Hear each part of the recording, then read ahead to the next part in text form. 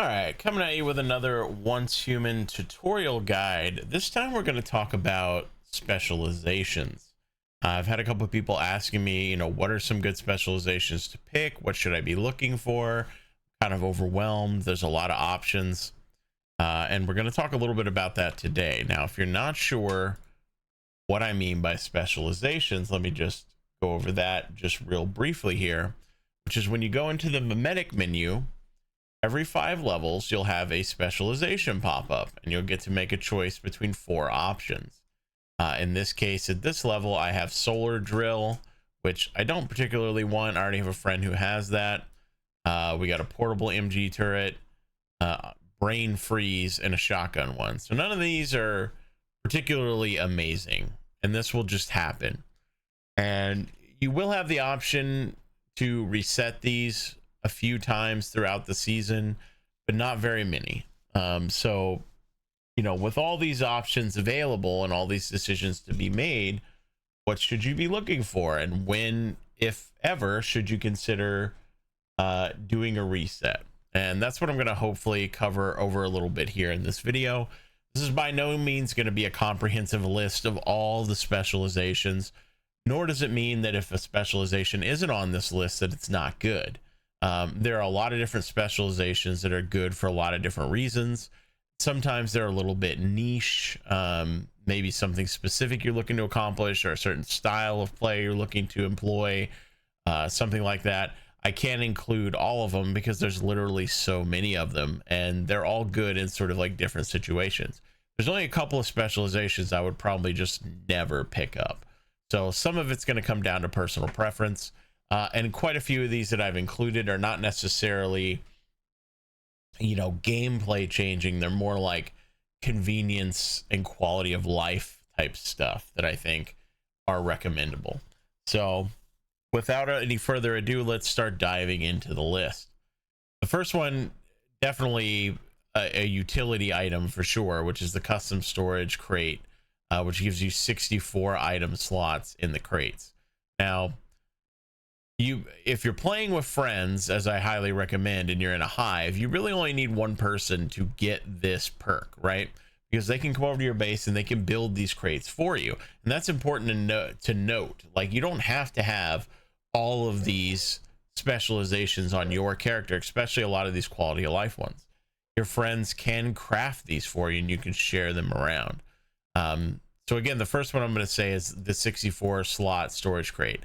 This is just good for obvious reasons. It just gives you double the storage capacity in the storage crate. Is it necessary? No. I mean, you could just build more crates, but it is nice. The next one I want to talk about is the canned goods mini canner. Now, this one is going to depend a little bit on if you are a cooker, if you like to spend a lot of time making the food for your team, if you like to do the farming, go out and gather materials, all that kind of stuff.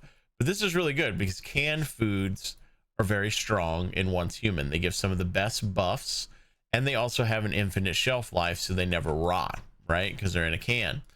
Getting +1 yield on every canned good you make, if you're the guy who's doing the cooking, is pretty huge. That's doubling your output just straight up. And these are usually some of the most difficult recipes to make as well. So this is just gonna pay off huge. Like, basically you're just going to be able to double your output, even though initially you may look at this and go, that doesn't seem like it's that good. It is pretty good if you're actually using it, if you're making canned goods and you're making those difficult recipes. As a follow-up to that, we have the kitchen set gourmand perk, which again is going to tie right into this first one if you're actually doing the cooking, which gives you base effects of all dishes plus 30% when prepared using a kitchen set, and the duration increases by 50%, and it crafts 50% faster. Now, the kitchen set is the tier 3 kitchen.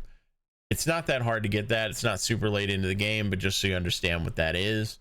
But again, if you're actually doing the cooking and you're making a lot of food, especially if you're getting these perks and you're like, okay, I'm going to be the chef for my whole team, pairing these up is pretty strong. Duration increase, obviously super fantastic, just lasts longer. but the boost on the effect is also pretty significant.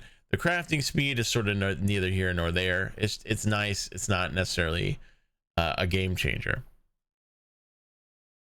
The next one, the generator electrical expert. Now there's a bunch of different generator perks, especially for specific generator types. There's biomass generators and you know, the water generators and all these different ones, and they all have different perks. I pulled this one out because it's more of a general one. It sort of applies across the board. Now if you want to use a specific type of generator, solar or biomass or something like that, and you get that perk, or you decide you want to pivot into that type of generator because you got one of those perks, that's perfectly fine. I'm not going to include every single generator perk that there is. Like I say, I'm pulling this one out because it's more of a general one that gives you an extra generator and plus 2 watts of power output on those generators. That's just nice all the way around, especially if you're using a lot of power. The harvesting sickle, again, a quality of life one. It's a new item that you can craft, and again, with these craftable item ones, you can craft this and give it to your friends. You can sell it to other players. You can pass these around. It says when this item is in your backpack, you enjoy a 20 to 40% chance of doubling your crop gains when gathering in the wild. So this is when you're running around and grabbing plants and potatoes and things like that on farms, and you're trying to gather materials for your cooking. This gives you a chance of doubling that output every time you gather. So that's pretty nice. You know, it saves you a lot of time of having to go back out and gather again. It's also, you know, notated, it says gathering in the wild. I don't have 100% confirmation that this does not proc when you're harvesting your own plants inside your base, but I'm going to assume it does. Some of the wording in the translations is still a little rough, so take it with a grain of salt. But you're going to be doing a lot of gathering out in the wild anyway, especially early in the game. So this is nice to have just sitting in your pack. This one here, the portable fridge star chef. When this item is in your backpack, food spoilage speed decreases by 70 to 90%. This is definitely a big like quality of life one. It's not necessary, but you know, food spoilage can be a little bit of an issue. Food does continue to spoil, albeit at a slower rate, even when you're offline. So anytime you're taking stuff out of your fridge, it's spoiling at a pretty decent rate. So having this in your pack to slow that down for as much as almost 90% is going to make that food last a whole lot longer. This next one here, the portable rainwater collector. This one is pretty nice, and it may not seem like it at first. The first thing it does is it continuously restores your hydration on rainy days. This is kind of nice when you're just out running around. That means you're just going to have to drink less and deal with your hydration thing less often. That's just pure convenience, though. Like that's not a huge thing. The thing that makes this nice is it gives you a 30 and up to 60% chance of obtaining dirty water, pure water, or acid. Now, the first two are not that big of a deal. Dirty water is easy to get. Pure water is relatively easy to get. Acid, though, is a constant bottleneck that you have to deal with. So every source you can find to get more acid, especially passively, I think is worth it. So again, this is an item you can craft. If you're playing in a group of 3 to 4 plus friends, you only need one person to grab this if it becomes available, and suddenly everybody has a passive acid system. So do recommend this one for a quality of life thing over the course of a wipe. This one, again, purely sort of quality of life situation. Backpack expansion master, another one of these craftable items you can sell and pass around. When in your backpack, increases max load by as little as 40 but up to 80. Effect cannot stack.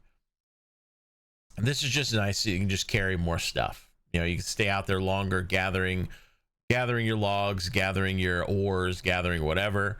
This is again another situation where there are multiple items that will decrease the weight and stuff like that of like logs and things like that. Multiple different perks that sort of, you know, accomplish a similar effect. This is more of a general one, which is why I included it. so that we don't have to include every single variation.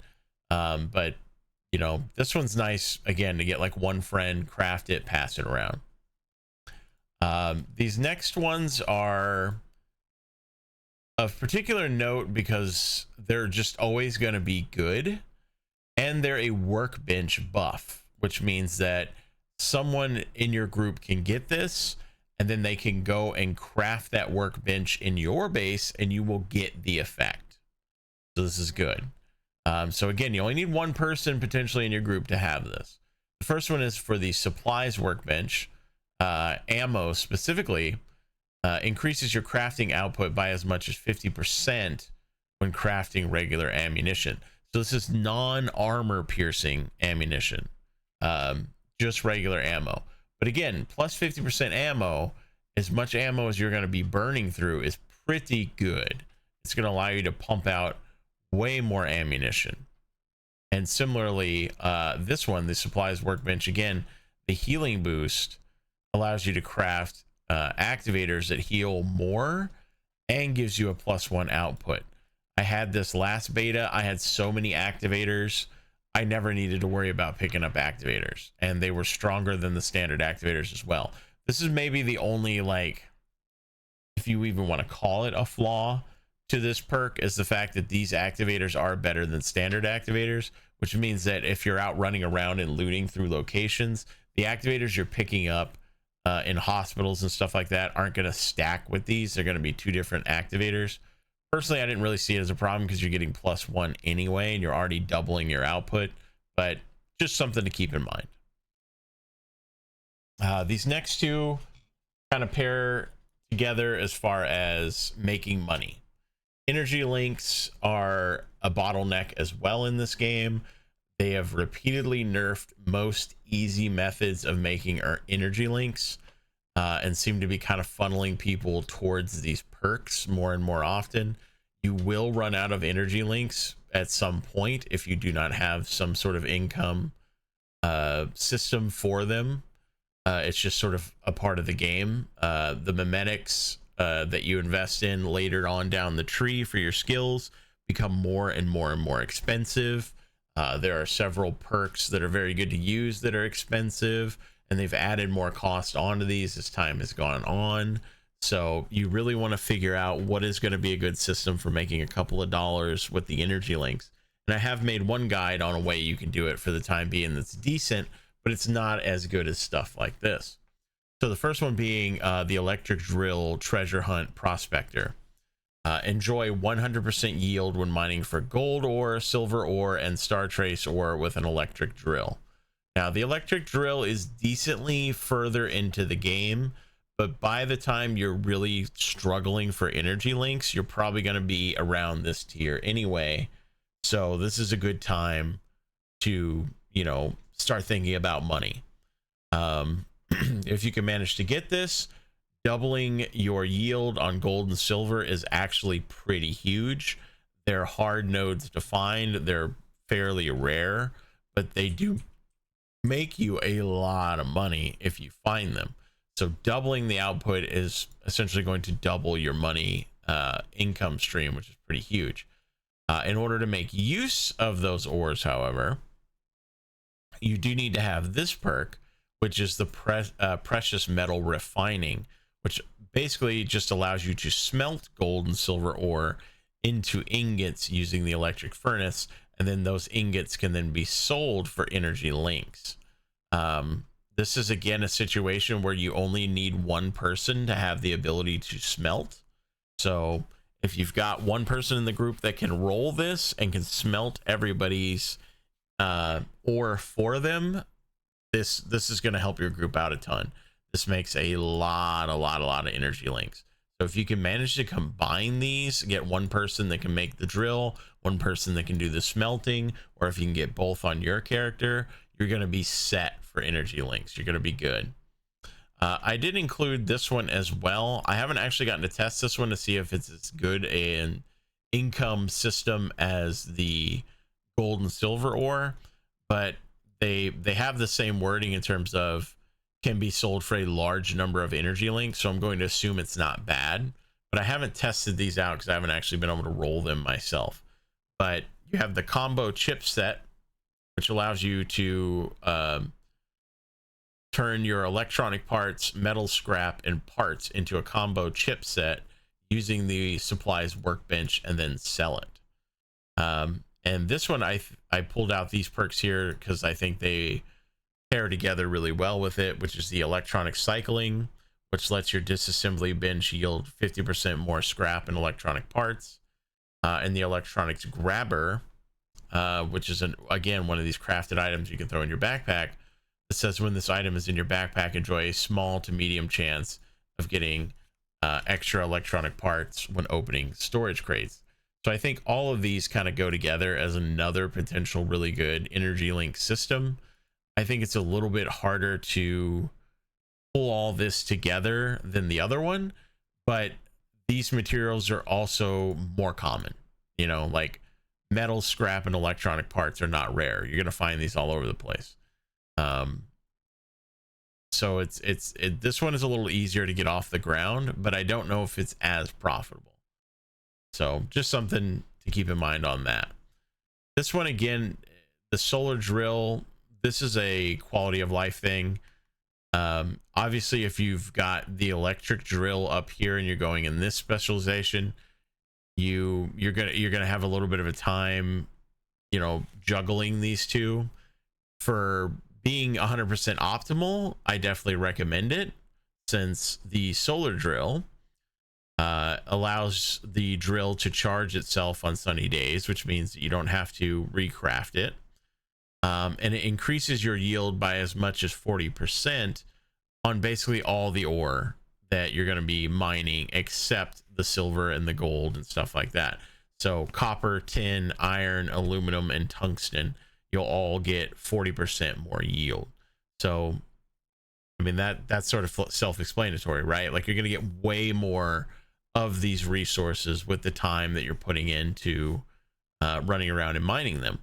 Now, you can have both of these. They're two different drills, but you're going to have to be a little bit careful about making sure you're using the right drill on the right gathering. So if you're going out and you're finding gold and silver, which this is going to be kind of rare, you know, swap off your solar drill out of your inventory, equip your electronic drill to your hot bar, and then use it, and then swap it back. It's a little bit tedious, but it will be the most optimal thing, like, by far. Now, I'm not going to talk about this one yet, because this is going to be like probably the most recommended one due to a thing. We'll cover this one at the end, but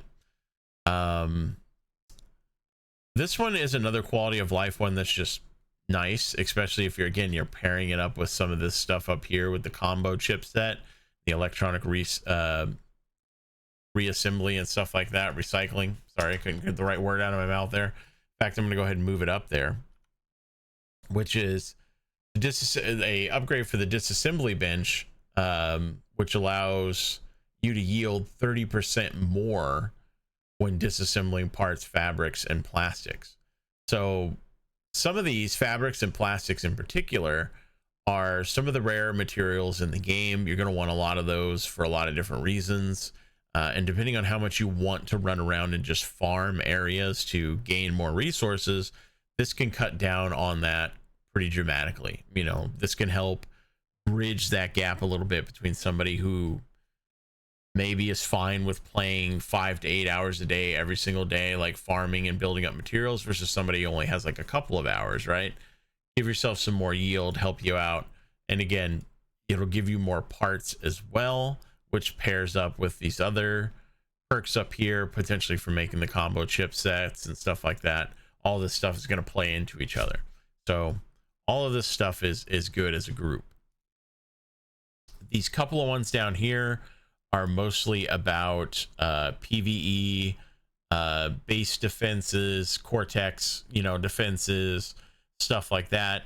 For the in game, the Prime War, things like that.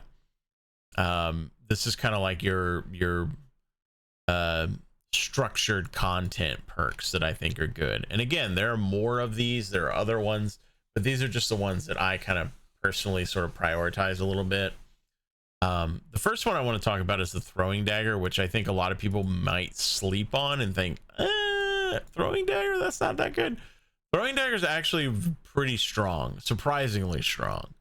The perk that you get here gives the throwing dagger plus 30% damage, and after killing an enemy with a throwing dagger, the next throw does plus 100% damage. Now these things hit really, really hard, and they're not very expensive to craft. Even on bosses, they do quite a bit of damage. Now, the nice thing also about the throwing dagger is that they're stealthy. They don't make noise. It's like using a crossbow. So you can run around through areas using throwing daggers, killing silently, drawing much less aggro, and you can recover them off the dead body once you do. But you can also go up to a boss if you've got, you know, say a stack of 30 or 40 of them crafted, and just start throwing them into the boss and doing a lot of damage in a very short amount of time, because it'll do almost like sniper rifle like damage, except you can do it even faster because you're not having to reload at all, and you can just keep throwing. And then after the boss is dead, you can pick them all up off his body and recover, you know, a good 90% of your throwing daggers if you're not missing any shots with them. So they're very strong. I feel like a lot of people might be sleeping on them, thinking, throwing daggers probably not that good. They are. They may even be nerfed. I wouldn't be totally shocked. I haven't tried them in PvP or anything, but I imagine they would be very strong in PvP as well. This one, the Biomass ample munitions. The Biomass are what you use for the Prime War stuff. They are expensive. They are also very heavy. And you're going to want to craft a lot of them, especially if you're doing the more difficult Prime War fights later on at in-game. So this one is nice to have somebody in your group to have, so that they can be the missile crafter guy. This perk lowers the weight by 80%, which may not seem like a great thing to have, but trust me, they're very heavy, and increases the yield by +2. This is really the big reason to have it. You're going to need potentially 100+ of these missiles going into some of these more difficult fights. So +2 your crafting yield is going to pay off huge over the long term. Very, very useful. This next one, the rifle turret, 2 birds, 1 stone. This is more of a quality of life thing for Cortexes. You can plop down like rifle turrets on your truck and drive your truck into things like the Prime War, and even potentially into PvP and stuff like that as well. So there are potentially multiple uses for this. I think the rifle turret is one of the better like all-around turrets for that, you know, these kinds of PvE activities and stuff like that. So this one's not bad, you know, not necessary, but definitely like kind of cool little boost to have, especially if you want to, like I say, be the guy who drives his truck into PvE events and things like that, and offers even more you know, utility and stuff like that to the group and to the PvE that you're doing. This one gives rifle turret damage +30%, so a nice little DPS boost. Durability +30%. You know, again, just a nice little boost. But the big thing I think is attacks on target trigger a bounce effect. Bounce is one of the modifiers that you have on your guns and your armor, and this basically passes it on to your turret. Now it's not going to get all the crazy, you know, boosts that you get from bounce off your armor and stuff like that, but still, this is just more damage, just like more free damage. So it will bounce, which basically means it will move between weak points with a percentile chance every single time it hits something. So if you've got 5-6 rifle turrets all shooting and all bouncing, your damage output may be increasing by a whole lot more than just 30%. And this last one down here I grabbed out. There are different ones for wood and stuff like that as well, but stone I think is a good point to sort of like mid game, heading into late game, and taking advantage, especially if you're doing your like roughly around like level 2 Cortexes, heading into level 3 cortexes late in the game, which is basically a buff for stone structures called Intense Defense. Structures built from stone gain the Intense Defense effect, increasing their durability and the maximum number of structural items that can be placed in your territory at any time, plus 100. So this one has sort of a two-pronged nice thing about it. It makes your stone structures more tanky, which is good for cortex defenses and things like that. But it also increases your territory structure limit by 100. Now, if you're building like a big base, or you're building like multiple structures and things like that, you can hit that territory limit on structured items relatively quickly. I certainly hit it in the last beta, and I wasn't even building that much stuff. So this can be nice, you know, just to increase your limit. It has a little bit of like sort of quality of life utility in that sense, but it's also, like I say, good for going into those like level 2, heading into level 3 cortex defenses, when you've got like a stone base and you've upgraded from wood and stuff like that. Or even if you want to go the way of just building a base purely for cortex defending and stuff like that, for you know, cleansing those, you can just stick it in stone and leave it in stone and upgrade it with this, and then they'll just be a lot more tanky. So as I say, these are all the ones that I'm going to recommend for now. This big one here though that I wanted to save for the end, the Sulfur Chemist, this one is maybe the best perk in the whole game, simply because what we said earlier about acid being sort of a bottleneck that you have to deal with. Basically what it allows you to do is to turn sulfur into acid. It's very slow. It does take a lot of time. You're going to want to build probably at least 10 to 15 synthesis benches to make it worth it in terms of like speed. But it is one of the best and most consistent passive incomes of acid that exist.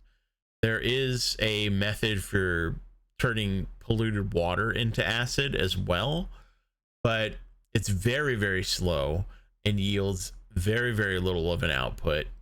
And it requires a fairly involved setup in order to actually do.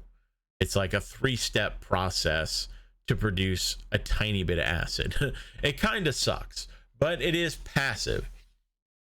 This is also fairly passive. Like, you do have to go out and farm sulfur, and it does require energy links, which is, I think they changed this. I didn't recall it taking as many energy links last beta. I think they increased it, probably because there were people who were doing crazy stuff. Like, they would have like 50, 60 synthesis benches, and then they were selling the ability to process acid to other people, so that, you know, they were like, hey, I'll process your acid and you can come pick it up tomorrow. And there was like a whole industry forming around acid farming, and people were producing thousands and thousands and thousands of acid. So I think maybe the developers were like, hey, they're kind of overproducing acid with this, and I think they may have increased it. But either way, this is still the best, like, mostly passive way of getting acid. There are a couple of other methods. We're not going to cover all the different ways of getting acid here in this video, because that's not the point of this video. But this is probably one of the better perks that you can roll in the whole game for this reason. But again, the thing I want to note is it does have a decent energy link cost. So you're going to need one of these money-making methods up here, more than likely, to pair with it to make sure you're not going broke. So you're going to have to go out and find silver or gold, or go out and make combo chips and stuff like that in order to, you know, constantly sort of feed the energy link monster to constantly produce acid. The other problem with this perk, if you want to call it such, is the fact that you can't plop down a synthesis bench in your friend's base and they can utilize it. It's a personal buff, not a workstation buff. So if you happen to roll this perk for your team and you're going to become the acid guy, you're going to have to build a bunch of synthesis benches and be the guy who runs over and actually does the crafting. That's just kind of how it is. They can bring you sulfur though, or you can go into their base and queue it up on their synthesis bench using their sulfur, whatever it may be. But it is going to consume also your energy links, so keep that in mind. Even if you're going to be able to use their sulfur, it is going to use your energy links. So you know, you may want to work out some sort of system for that, you know, where you're not having to shoulder all the burden of the energy link costs. So they may have to help you gather stuff for your combo chips, or gold and silver ore, or something like that, to, you know, sort of work together as a team. But that is all the perks I wanted to talk about in this video. I know this video is running a little bit long because there's a lot to talk about here. There's a lot of different perks. I'm sure multiple of you guys are going to have your own opinions on some specific perks, where like I would have picked this specialization, or I would have picked this specialization, or I think this one's a little bit better, and that's perfectly fine. Like I say, this is not meant to be an exhaustive list of all the specializations, because there's a ton of them. I think there's like 50 of them, and a lot of them are very good in specific situations, or depending on your specific play style preferences and things like that, or even sometimes specific little niche things that you want to do using like traps and different things like that. This is more of a general list, just to give people who are new to the game a bit of an idea of what perks might be worth looking at as a starting point, and then you can start to build from here into your own list of things that you would like to experiment with, because more than likely you're not going to get all the perks you want. You're just not. You know, you're gonna pull some garbage ones. You're gonna end up getting some ones you don't particularly want, and then there's even the possibility that you pull one you think this doesn't seem very good, but then you start using it and you're like, oh, okay, this is pretty good actually. This was a little more convenient than I thought it was going to be. I've had that happen with a couple of perks as well. So that's going to be it for this video. If you guys enjoyed the content, if it helped you out, please consider dropping a like and subscribing to the channel. And if you know you have any questions about any of those, feel free to drop it down in the comments. I'll be trying to respond to everybody's questions. And if this list did help you, also drop a comment. Let me know. I want to know what videos you guys are enjoying and how they're helping you out, so we can make, you know, more videos around them in the future. Maybe we can break this down even more as time goes on and make an updated one, or make some specific videos on specific perk builds or niche uses of some of the perks or something like that, if that's content you guys want to see. Hopefully you guys are having as much fun on Once Human as I am. Thank you again for all the support we've been getting, and happy hunting out there.